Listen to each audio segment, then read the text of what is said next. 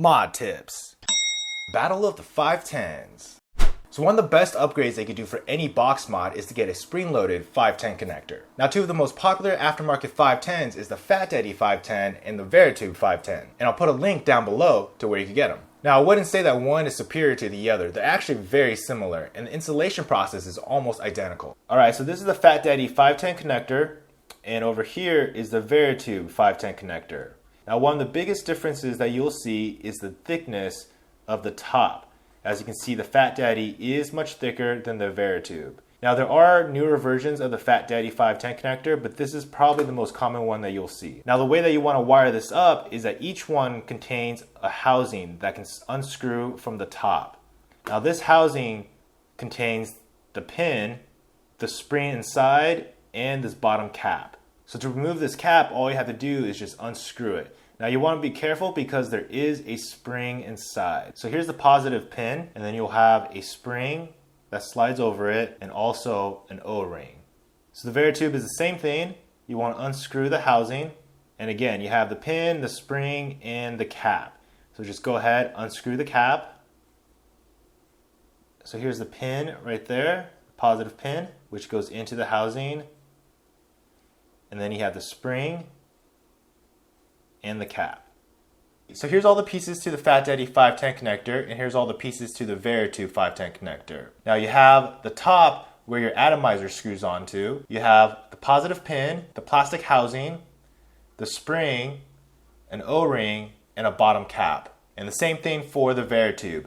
You have the top where the atomizer screws onto, positive pin right over here, a black plastic housing, a spring, and then again a bottom cap. So let me show you how to wire everything up. So you just want to solder your positive wire to the positive pin, place the positive pin back into its housing. You want to slide your spring over the wire and into the housing, then place the O-ring back onto the positive pin. And finally take the bottom cap and screw it back onto the housing. Then take the whole positive pin and screw it back onto the top.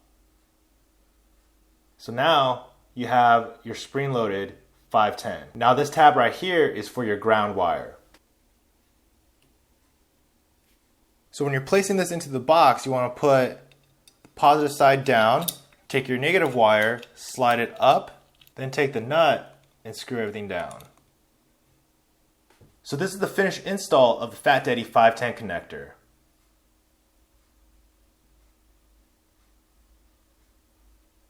Alright, so let's move on to the Varitube. So again, start by soldering the positive wire. Place the positive pin back into its housing. Slide the spring onto the wire and into the housing. And secure the bottom cap onto the housing. And from there, screw the positive pin back into the top. And there you go. There's your Varitube 510 connector. And again, this tab is for the ground wire. So it's the same process as the Fat Daddy. You want to go ahead and stick your 510 connector into your box, slide the ground wire up, and secure everything with the nut. And there you go. The Varitube 510 is now installed. So both the Fat Daddy and the Varitube are easy ways to upgrade your box mod. That's my quick mod tip of the day. Just go out there and start modding.